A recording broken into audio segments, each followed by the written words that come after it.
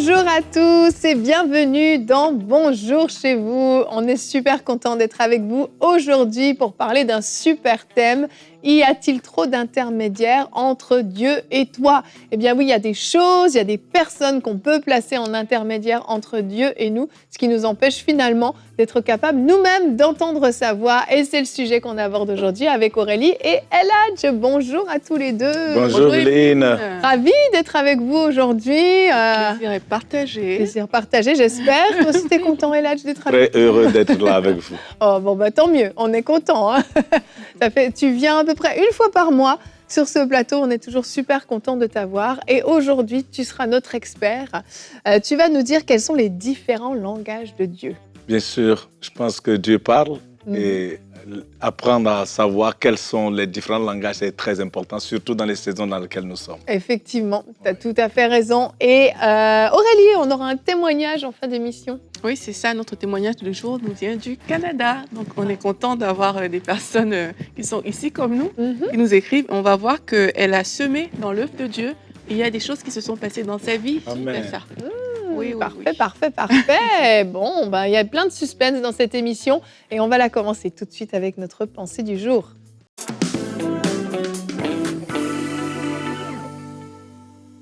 Je me rappelle quand j'étais jeune convertie, j'avais reçu une parole dans mon cœur de la part du Seigneur et je suis allée voir la personne qui m'a amenée à Christ et puis je lui ai parlé de ça.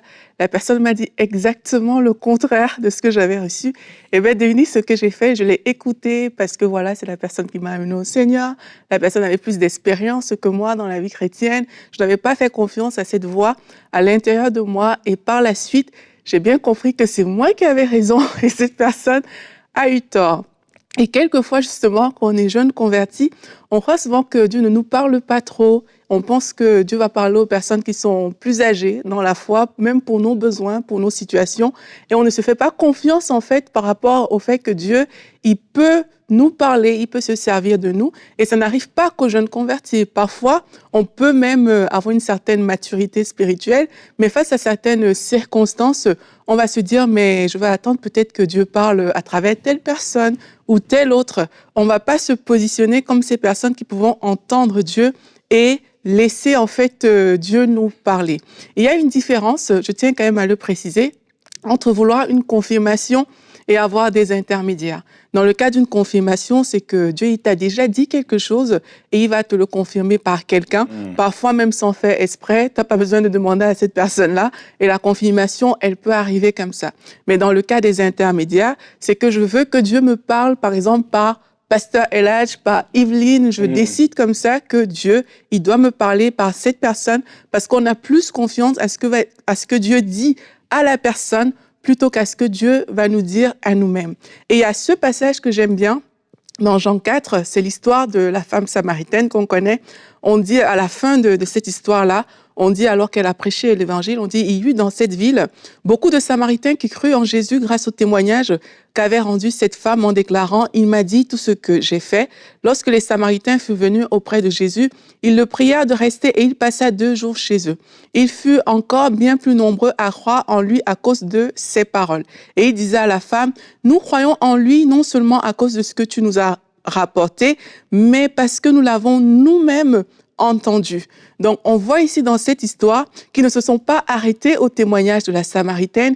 Ils ont fait un pas de plus. Ils sont eux-mêmes allés à la rencontre de Jésus et Jésus a pu déposer quelque chose dans leur cœur au-delà du message qui leur avait été communiqué par cette femme samaritaine.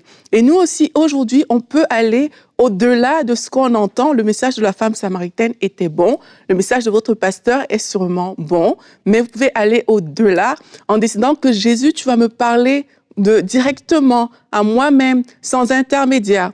Et l'un des dangers de recourir aux intermédiaires, c'est quoi? C'est que parfois on se soumet au filtre de la personne en face. On se soumet à ses émotions, à son humeur, à sa propre compréhension de la parole, alors que Dieu peut parler directement à nos cœurs. Un autre danger, c'est qu'on ne grandit pas par nous-mêmes parce qu'on n'a pas développé notre écoute de Dieu vu qu'on s'accroche tout simplement sur les autres. Alors, pour terminer ma pensée, je veux tout simplement vous encourager et vous dire de vous positionner en fait vous-même pour entendre Dieu, se faire confiance. Dieu, il peut vous parler directement à vous. Il faut pas avoir peur d'avancer. Et même si vous vous trompez, c'est pas grave parce que c'est comme ça que vous saurez discerner. Ah, mais là, en fait, je n'avais pas bien entendu. Et maintenant, je comprends que oui, en fait, quand c'est de cette manière-là, j'entends mieux. Donc, n'hésitez pas, positionnez-vous pour que Dieu vous parle à vous-même directement. Wow. Amen, merci Aurélie. Et je vous propose qu'on regarde tout de suite notre verset du jour qui aujourd'hui est dans Nombre 12 au verset 8. En fait, ça nous parle de l'histoire de Moïse, de comment Moïse communiquait avec Dieu. C'est de vive voix que je lui parle de façon claire et non dans un langage énigmatique. Et il voit l'Éternel de façon visible. Et le mot de vive voix dans la traduction de Louis II, c'est même dit de bouche à bouche. Wow. Et en fait, on voit que oui, Dieu peut vraiment communiquer avec nous de manière personnelle et individuelle. Est-ce que ça veut dire qu'il faut arrêter d'écouter nos émissions, qu'il faut arrêter d'écouter des prédications ou arrêter d'écouter notre pasteur à l'église? Absolument pas. Mais au travers de ces messages qu'on peut écouter, qui sont les révélations des autres, Dieu peut nous donner nos propres révélations, notre propre compréhension. Et alors que quelqu'un est en train de prêcher sur un sujet, Dieu peut venir me parler sur un point du message très personnellement à moi-même. Dans mon cœur, tout à coup, je sens comme ça vient appuyer sur quelque chose, ou j'ai une pensée qui vient dans ma tête, qui s'impose à moi, ou parfois même, on peut même ressentir physiquement des fois la présence de Dieu qui vient sur nous alors qu'on écoute un message, un enseignement, alors qu'on lit la Bible, alors qu'on prie. Et on parlera de toutes les façons dont Dieu peut nous parler après. Mais il est nécessaire de comprendre qu'on peut avoir vraiment une relation d'intime à intime, de cœur à cœur avec Dieu. Pas juste attendre que les autres nous parlent de Dieu, mais que Dieu nous parle personnellement de lui aussi. Oui, 100% vraiment. Dieu, c'est notre Père. Et nous, comme des parents, on communique avec nos enfants. Quand il n'y a pas de communication, il n'y a pas de vie. La vie est connectée à la communication. Comme tu l'as dit, Moïse et Dieu, ils communiquaient bouche à bouche. Ça, c'est comme ça qu'on donne la vie, c'est du bouche à bouche. Lorsqu'on inspire à quelqu'un, et même dans nos prières de foi, il ne faut pas que ça soit seulement une seule direction, il faut que ça soit un dialogue, cette communication. Et je pense que le peuple de Dieu doit se réveiller à d'abord conclure dans leur cœur que Dieu parle. Parce qu'il y a des personnes qui pensent encore que Dieu ne parle pas. Et souvent, les questions qu'on entend, même dans les églises, mais toi, tu dis que Dieu t'a parlé. Moi, Dieu ne m'a jamais parlé. Comment est-ce que je sais que Dieu m'a parlé? Et pourtant, cette personne dit que Dieu l'a parlé. Donc, il y a un petit complexe qui est là des fois, en pensant que Dieu parle seulement à des personnes qui sont plus spirituelles, plus matures. Alors que lorsqu'on est enfant de Dieu, Dieu nous parle. Et même aux païens, Dieu parle. Oui, et quand j'étais petite, justement, mes parents me lisaient un peu la Bible avant de dormir. Et je me souviens, j'étais dans mon lit un soir, puis je me disais, mais c'est dommage parce que avant, dans les temps anciens, donc dans l'Ancien Testament, les gens pouvaient parler avec Dieu et aujourd'hui, on ne peut plus faire ça. Tu sais, je n'étais pas enseignée. Et je trouvais ça vraiment dommage. Je voyais, c'est ça, les histoires de Moïse, des prophètes, Samuel et autres qui communiquaient avec Dieu. Et je me disais, waouh, ils peuvent parler avec Dieu. Maintenant, on ne peut plus faire ça. Je trouvais ça super dommage parce qu'en fait, je n'avais jamais été enseignée. Oui, mais en fait, il faut faire confiance à sa propre relation avec Dieu. Et je crois que c'est souvent ça où les gens n'arrivent pas à avoir cette confiance-là. Et sincèrement, comme je vous ai dit, quand j'étais jeune convertie, j'avais ce problème. Je me disais, oui, Dieu peut parler à lui, à elle, mais moi, je me sentais même pas qualifiée pour que Dieu puisse me parler, en fait. Et il faut faire confiance à la relation qu'on a avec Dieu. Et il faut pas aussi avoir peur de se tromper, comme je disais à la fin de ma pensée. Parce que comment on apprend, au final, à entendre et à marcher avec Dieu, c'est que oui, il y a des jours où tu vas vraiment te tromper. Il y a des jours où tu vas penser que Dieu m'a dit, mais en fait, c'était pas lui. Et parce que tu l'as pensé, tu vas peut-être poser des actions, ça va foirer, tu vas réaliser qu'en fait, c'était ma chair ou mon âme qui avait parlé. Et il y a aussi des jours où tu vas te dire, wow, c'est vrai, ça a marché. Dieu, il m'a dit, je l'ai fait. Et finalement, c'est comme ça qu'on grandit dans cette écoute de Dieu. Et c'est comme ça qu'on sait que, OK, Dieu, il peut aussi me parler à moi. Mais si on a peur d'échouer, c'est là où on se dit, je préfère aller vers Yveline parce que je remarque que Yveline, voilà, elle a une certaine constance dans sa foi, elle a une certaine maturité, mais il ne faut pas avoir peur. Oui, il y aura des foirés, mais ce n'est pas grave. C'est ça qui nous permet de grandir et de casser le côté il me faut absolument un intermédiaire pour que Dieu me parle. Bien sûr. L'autre point aussi que j'aimerais tirer là, des fois les gens pensent, quand on dit Dieu m'a parlé, ils pensent qu'il faut toujours entendre la voix audible de Dieu. Et pourtant, comme quand toi tu étais enfant, Dieu te parlait dans la lecture que maman lisait pour toi, et puis non, Samuel, lui, il a entendu une voix, moi aussi je dois entendre cette même voix. Et rejoindre un peu Aurélie, et c'est cette relation qu'on construit avec Dieu qui nous donne des fois la confiance et ne pas avoir peur de faire des erreurs parce que c'est un père et c'est un bon père. Amen. Et si c'est un langage, ça doit s'apprendre. Même dans les relations humaines, on fait des erreurs. Oh, tu ne m'as pas bien compris. Oh, tu m'as mal compris. Tu ne m'as pas bien entendu. Donc, avec Dieu, c'est une marche de foi et ça nous donne l'opportunité de grandir. Vraiment. Et tu parles de Samuel, justement, mais le jeune Samuel, quand il était avec Élie, et qu'il y a cette fameuse histoire où il entend Samuel, Samuel, et Samuel ne reconnaît pas la voix de Dieu. Et en fait, quand tu prends le début de ce chapitre, c'est écrit qu'en fait, à cette époque-là, les prophéties et les visions étaient rares. Et donc, en fait, Samuel, on ne lui avait jamais appris que Dieu pouvait lui parler. Et donc, quand Dieu lui parle, il ne reconnaît pas sa voix. Mais Jésus a dit que mes brebis entendent ma voix et elles la reconnaissent. Amen. Et en fait, il y a vraiment cette nécessité, en tant qu'enfant de Dieu, de développer cette sensibilité à la voix de Dieu. Peut-être que la première fois, je ne l'ai pas reconnue, mais je sais que Dieu parle. Alors, quand j'entends cette voix à l'intérieur de moi, cette pensée, peu importe comment Dieu va me parler, eh bien, je suis capable de la reconnaître parce que, oui, je sais que Dieu parle. Je ne m'attends pas juste à recevoir des réponses de la part des autres. Et je vais encourager même les pasteurs qui nous écoutent, dans les soins pastoraux, quand quelqu'un vient nous voir, à demander à la personne, mais est-ce que tu as parlé à Dieu? Est-ce que tu as demandé à Dieu? Est-ce que le Saint-Esprit t'a communiqué quelque chose? Est-ce que tu as cherché ta situation dans la parole? Plutôt que de venir donner des solutions déjà toutes faites, tout de suite. Oui. Sur ce point, vraiment, c'est comme si tu as lu mon esprit. En parlant des intermédiaires, des fois, on a une perspective de l'Ancien Testament qu'on veut interposer dans le Nouveau Testament. Oui, avec les prophètes. Exactement. Dans l'Ancien Testament, le prophète joue le rôle de médiateur entre les hommes et Dieu. Oui. Si tu veux entendre de Dieu, tu vas voir un prophète et tu lui envoies l'offrande et le prophète va te dire ce que Dieu a dit. Le Nouveau Testament, le rôle du prophète est différent. Le rôle du prophète, ce n'est pas entendre Dieu pour nous, c'est de nous enseigner ou enseigner au peuple comment entendre Dieu pour eux-mêmes. C'est pour cela que des fois, il faut les encourager pour aller demander est-ce que Dieu t'a parlé dans ce sens-là. Je pense que c'est important. Oui. Parce que la Bible nous dit, je pense que c'est à 1 Timothée 2, 5, que Jésus est le seul médiateur entre l'homme et Dieu. Oui. Ça ne veut pas dire qu'on n'entend pas Dieu parler à travers nos pasteurs ou d'autres personnes, mais quand ça arrive à la médiation entre l'homme et Dieu, Jésus-Christ est le médiateur. On peut aussi demander des choses à Dieu, dans le sens qu'on peut poser des questions. Mais oui. Moi, je crois que ça comme Pasteur LH disait, ça se bâtit en fait. Tu peux poser des questions à Dieu et puis tu vas voir que, mais tiens, moi, ça m'est trop arrivé au début de ma vie chrétienne. Parfois, j'entendais des choses, mais je ne savais pas du tout ce que c'était. Et le dimanche, par exemple, j'arrivais à l'église et puis c'est comme si tout ce que j'avais demandé à Dieu, c'est comme si la prédication était tournée vers ça. Et moi, j'étais tellement contente. Je me disais, waouh, je me vantais. Je disais, je peux vous dire ce qu'on va prêcher la semaine prochaine. Tu vois, parce que j'avais ce truc-là que j'aimais trop, en fait. Et c'est comme ça qu'on grandit. C'est qu'on se positionne aussi. On peut demander des choses à Dieu. Seigneur, parle-moi sur telle chose. Et puis, tu vois une personne qui arrive et la personne lâche une phrase et tu dis, oh, waouh, c'est ça que j'ai demandé à Dieu. C'est comme ça qu'on va se bâtir aussi et c'est comme ça qu'on va réaliser. Parce que je pense que c'est vraiment une question de réaliser que oui, Dieu va utiliser les hommes s'il le veut, mais on a un accès direct à lui. Amen. Et on va enchaîner parce qu'on veut savoir les différents moyens donc, avec lesquels Dieu nous parle dans la rubrique Réponse d'experts.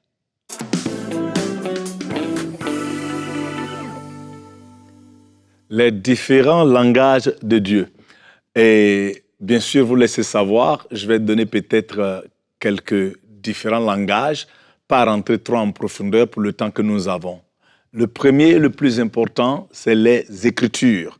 La Bible nous dit dans 2 Pierre chapitre 1, verset 18-19, ça c'est Pierre qui parle.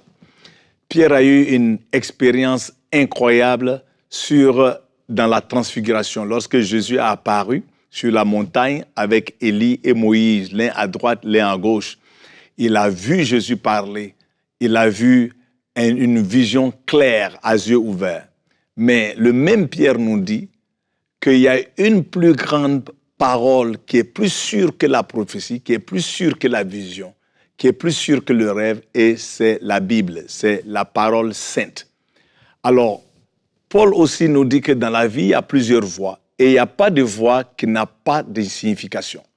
Nous devons alors prendre les Écritures, qui est la Bible, comme notre standard premier, selon lequel toute autre voie doit être jugée.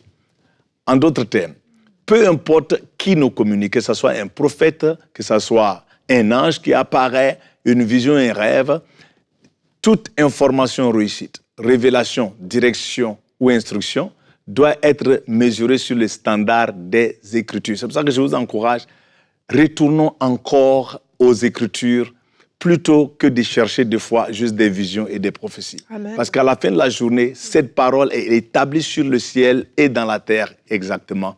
Et toute chose passera, mais elle restera sûre. C'est la fondation sûre de notre foi, les Écritures. Numéro 2, la prière et la méditation. Josué chapitre 1, verset 8 à 9, il dit, il faut que nous méditons sur la parole. Encore, on revient encore à la parole, mais la prière. Dans nos centres, généralement, on va beaucoup plus parler à Dieu, comme on le dit, le mot pomper, tu vois, pousser dans l'esprit. Et on retrouve souvent dans nos prières, même individuelles et personnelles, on se retrouve à parler beaucoup plus et ne pas donner de temps à écouter en retour qu'est-ce que Dieu a à dire. La prière, ce n'est pas un exercice individuel où on parle juste à une personne et cette personne-là nous écoute et après on plie les bagages, on a sué et puis on se dit « Ah, c'était fort, j'ai senti la présence de Dieu à cause de la sueur et j'ai senti la chaleur. » Vous voyez, il faut que nous changeons un peu. Alors, l'un des langages, la prière. Lorsque nous parlons à Dieu, nous devons attendre une réponse en retour. C'est pour cela que nous avons une relation personnelle.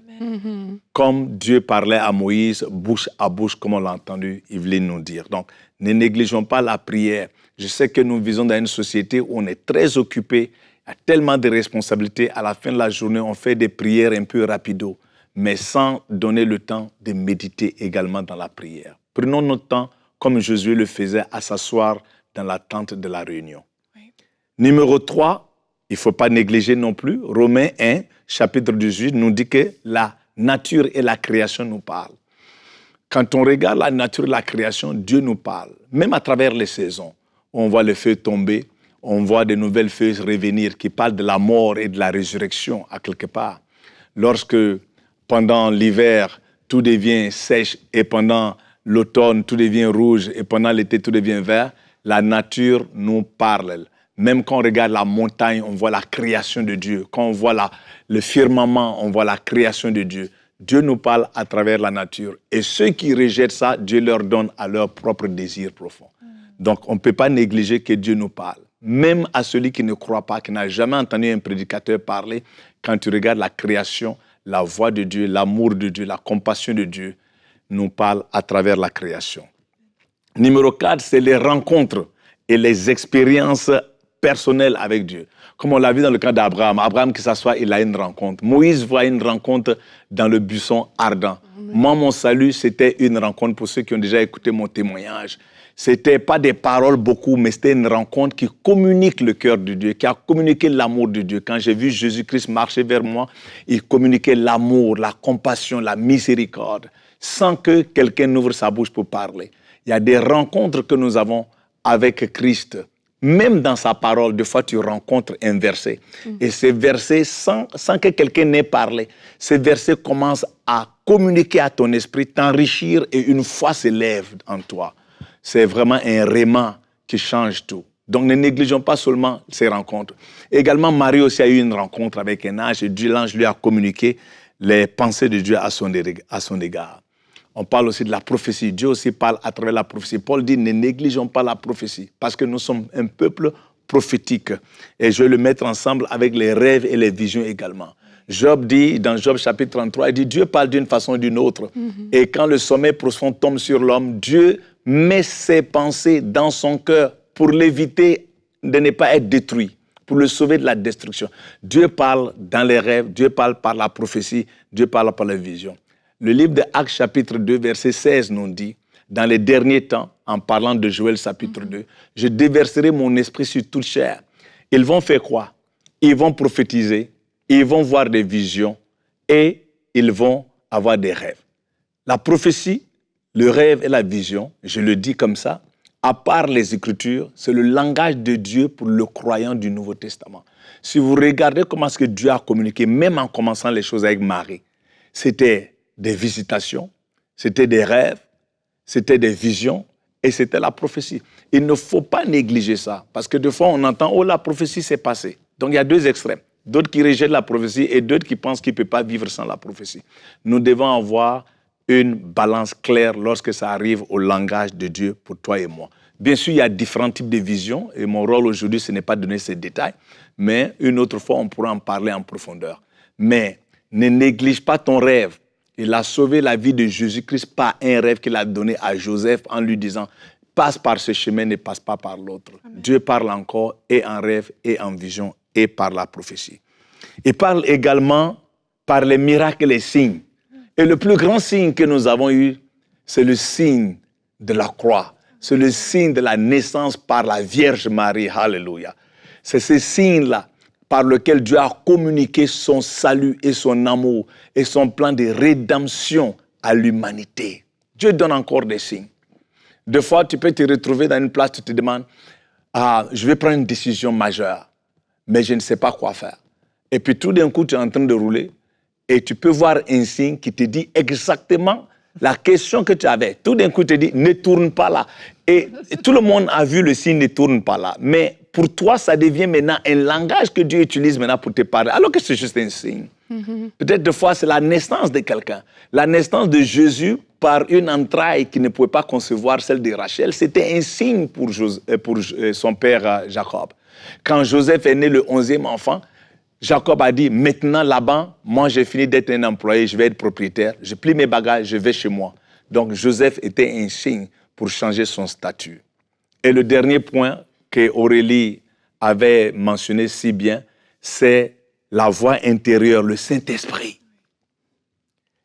L'intuition divine, où nous tous nous avons manqué tellement de fois. Parce que cette petite voix qui vient te parler, tu sens. La Bible dit que l'Esprit Saint, c'est comme l'arbitre. Il siffle le sifflet, ça veut dire ne bouge pas. Ou bien il dit va, ou ne va pas. Plusieurs parmi nous, des fois tu es en train de faire un contrat avec une personne. Tout a l'air beau, tout a l'air parfait. Mais il y a quelque chose dans l'intérieur qui te dit ne signe pas ces papiers.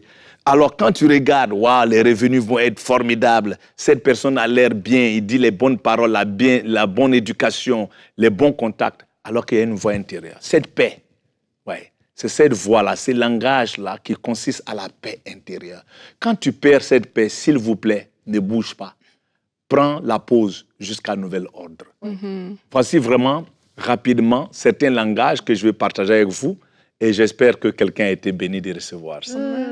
Nous, on a été bénis. Oui. Et à la maison aussi, je pense. Merci beaucoup, Elhadj. Avec plaisir. C'est très complet en si peu de temps. Merci beaucoup.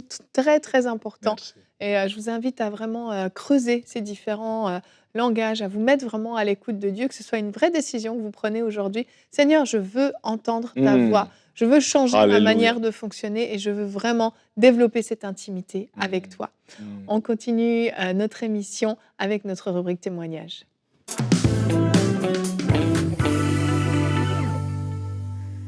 Donc, c'est l'histoire de Widad du Canada aujourd'hui. Elle nous explique qu'elle arrive au Canada comme une étudiante, donc elle a obtenu un permis de travail et son permis de travail arrivait à expiration le 3 novembre 2022. C'est important de retenir les dates parce qu'il y en a beaucoup dans ce témoignage. En parallèle, elle avait commencé un processus pour obtenir sa résidence permanente. Pour ceux qui savent un peu, c'est ce qui lui permet de rester sur le territoire canadien. Et elle dit qu'en octobre 2022, elle a déposé son dossier. Elle attendait un accusé de réception pour avoir un permis de travail. On sait que si elle n'a pas de permis de travail, mais elle pourra pas travailler, elle ne pourra pas vivre correctement. Elle dit, je priais le Seigneur et lui demandais de faire un miracle. Et vers la fin d'octobre, le Seigneur m'a mis à cœur de participer à la campagne des 5000 semeurs. Donc, ce qui se passait quand elle a eu à cœur de le faire, elle dit qu'elle était tiraillée à l'intérieur d'elle. Pourquoi? Parce qu'elle savait que s'il arrivait qu'elle perdait son titre de travail, expirait. S'il arrivait que ça expirait, mais elle ne pourrait plus travailler, elle n'aurait plus assez de ressources financières. Donc, semer était quelque chose qui semblait difficile. Elle dit, mais j'ai semé. Elle dit, je demeurais dans l'attente, mais le 3 novembre, mon permis a expiré. Je n'avais rien reçu. J'ai perdu mon statut au Canada et j'ai arrêté de travailler. Donc, c'est vraiment arrivé à expiration. Elle dit, malgré ça, j'ai décidé de rester en prière, malgré la déception. Elle a quand même reçu un accusé de réception de sa demande de résidence le 8 novembre, donc après que son permis soit expiré. Exactement. Ah, c'est bien. Toi, tu écoutes, hein? Et puis, elle a pu entamer sa procédure de rétablissement. Elle dit que le délai pour ça, c'est généralement 5 à 6 mois. Pendant la semaine des miracles, donc on a fait la semaine des miracles au mois de novembre, elle dit, je refusais ce délai et je m'attendais au miracle. Elle dit, lors du jour 2, donc c'était le Dieu qui pourvoit de la semaine des miracles, elle a prié pour avoir le rétablissement de son statut, le rétablissement de son permis de travail. Et elle dit que je sais que Dieu m'avait écouté et exaucé. La semaine qui a suivi les lives, je vérifiais mes courriers, mais rien. Une semaine est passée, 2 semaines est passée. J'aime son témoignage parce que c'est la persévérance aussi derrière.